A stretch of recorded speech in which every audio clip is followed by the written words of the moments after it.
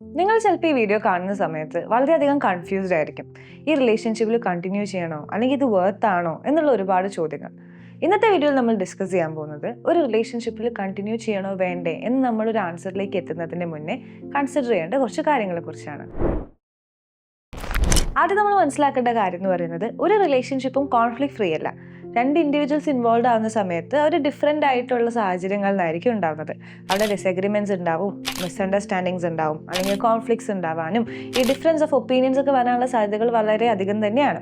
പക്ഷെ എന്നാലും അത് നമ്മൾ വർക്ക് ചെയ്യാൻ പറ്റാത്ത ഒരു ലെവലിലേക്കുള്ള ഡിഫിക്കൽട്ടിയിലേക്ക് മാറുന്ന സമയത്താണ് റിലേഷൻഷിപ്പ് കുറച്ച് കോംപ്ലിക്കേറ്റഡ് ആയി മാറുന്നത്.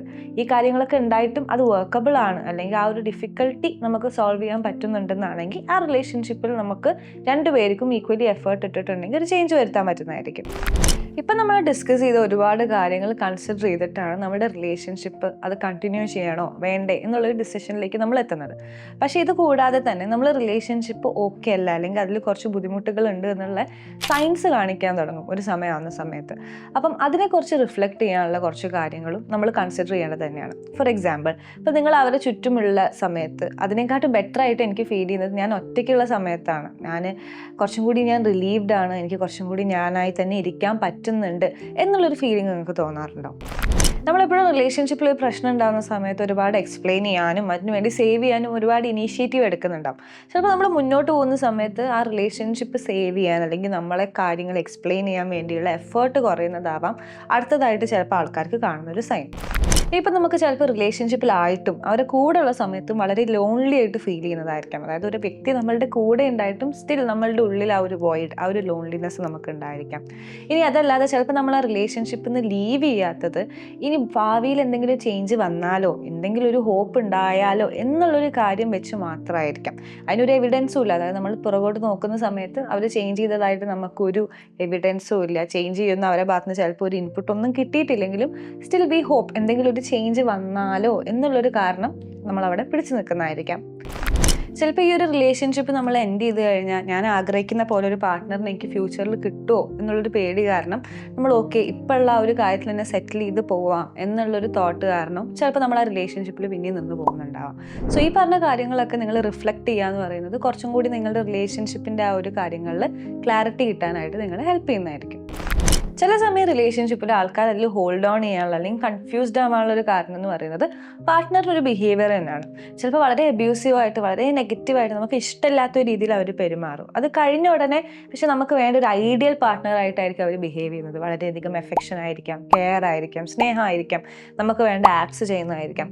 അപ്പോൾ ഇങ്ങനെ രണ്ട് എക്സ്ട്രീംസ് വരുന്ന സമയത്ത് ഓഫൺ നമ്മൾ റിലേഷൻഷിപ്പിൽ കൺഫ്യൂസ്ഡ് ആവാനുള്ള ചാൻസ് കൂടുതലാണ്.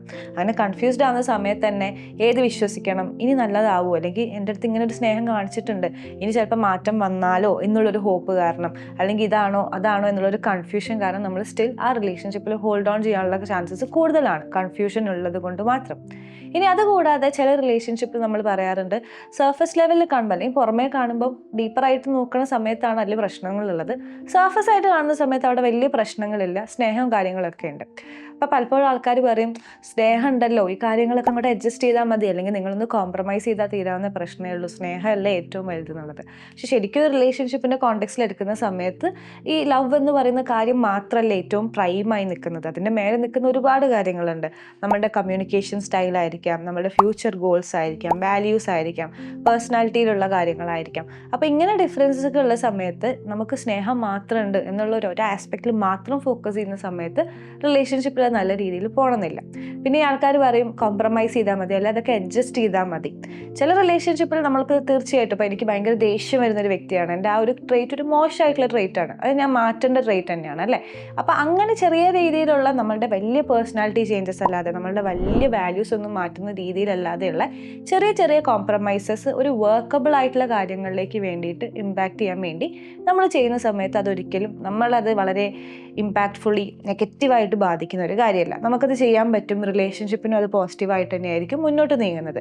പക്ഷേ അല്ലാത്ത പക്ഷം ഇപ്പം എൻ്റെ പേഴ്സണാലിറ്റിയിലുള്ളൊരു കാര്യം ടോട്ടലി മാറ്റണം, അല്ലെങ്കിൽ എൻ്റെ വാല്യൂ, ഞാൻ ചെയ്യുന്നൊരു കാര്യം മാറ്റണം, എൻ്റെ കരിയർ ചോയ്സസ് മാറ്റണം, ഞാൻ ഫ്യൂച്ചറിൽ ഇപ്പോൾ വിചാരിച്ചത് എനിക്ക് നല്ലൊരു നിലയിലെത്തണം, അല്ലെങ്കിൽ ഞാൻ എബ്രോഡ് പോകണമെന്ന് വിചാരിച്ച ഒരാളാണ്, പക്ഷേ എൻ്റെ പാർട്ട്ണറിന് അത് പറ്റില്ല, ഇവിടെ തന്നെ വേണം, നാട്ടിൽ തന്നെ നിൽക്കണം, നാൾ വാശി പിടിക്കുകയാണ്. സോ എനിക്ക് വേണ്ട ആ ഒരു ഡ്രീമിനൊക്കെ മാറ്റി എൻ്റെ കരിയർ ഞാൻ എന്ത് ചെയ്യാണ് വേറൊരാൾക്ക് വേണ്ടി മാറ്റിയെടുക്കുക എന്നുള്ള രീതിയിൽ ഹ്യൂജ് ആയിട്ടുള്ള കോംപ്രമൈസസ് ചെയ്യുന്ന സമയത്ത് അത് ലോങ് ടേമിലേക്ക് പോകുന്ന സമയത്ത് നമുക്ക് തന്നെ അത് ഭയങ്കര സഫോക്കേറ്റിംഗ് ആയിട്ട് ഫീൽ ചെയ്യാനും റിലേഷൻഷിപ്പിനെ അത് നെഗറ്റീവായിട്ട് ബാധിക്കാനുള്ള ചാൻസസ് കൂടുതലാണ്.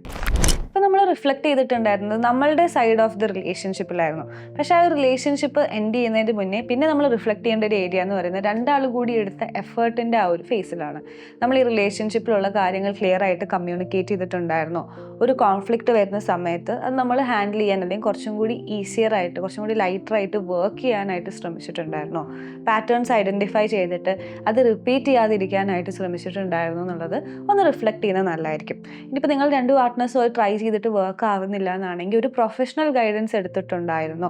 അതായത് ഇപ്പം നമുക്കത് മനസ്സിലാവുന്നുണ്ടാവില്ല എൻ്റെ ഭാഗത്താണ് പ്രശ്നം അല്ലെങ്കിൽ എൻ്റെ പാർട്ട്ണറിൻ്റെ ഭാഗത്താണോ പ്രശ്നം എന്നുള്ളത്. സോ ഒരു പ്രൊഫഷണൽ അവിടെ ഉണ്ടാകുന്ന സമയത്ത് നമ്മുടെ പാറ്റേൺസ് മനസ്സിലാക്കാനും റിലേഷൻഷിപ്പിൽ എവിടെയൊക്കെയാണ് നമ്മൾ വർക്ക് ചെയ്യേണ്ടത് നമുക്ക് ഹെൽപ്പ് ചെയ്യാനും വർക്കബിൾ ആണോ എന്നുള്ള ഡിസിഷൻ എടുക്കാനും നമുക്ക് കുറച്ചും കൂടി ഒരു ഹെൽത്തിയർ സൈഡ് ഓഫ് ദ റിലേഷൻഷിപ്പിലേക്ക് ഷിഫ്റ്റ് ചെയ്യാനും തെറാപ്പി ഹെൽപ്പ് ചെയ്യുന്നതായിരിക്കും.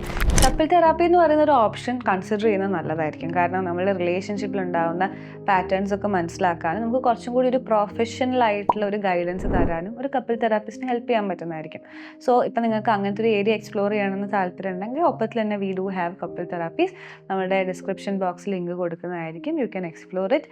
ദാറ്റ് ബീങ് സെഡ്, ചില സമയത്ത് നമ്മൾ റിലേഷൻഷിപ്പിൽ വളരെയധികം ഹാംഫുൾ ആയിട്ടുള്ള വർക്കബിൾ അല്ലാത്ത രീതിയിലേക്ക് അത് പോയിട്ടുണ്ടാവാം. കോൺസ്റ്റൻ്റ് ആയിട്ട് നമ്മൾ ഡിസ്റെസ്പെക്ട് ചെയ്യുന്നതായിരിക്കാം. നമ്മളെ നീഡ്സ് ഒട്ടും നമ്മൾ വർക്ക് ചെയ്തിട്ടും സംസാരിച്ചിട്ടും കമ്മ്യൂണിക്കേറ്റ് ചെയ്തിട്ടും ഒരു ആക്ഷൻ ഇല്ലാത്തതായിരിക്കാം.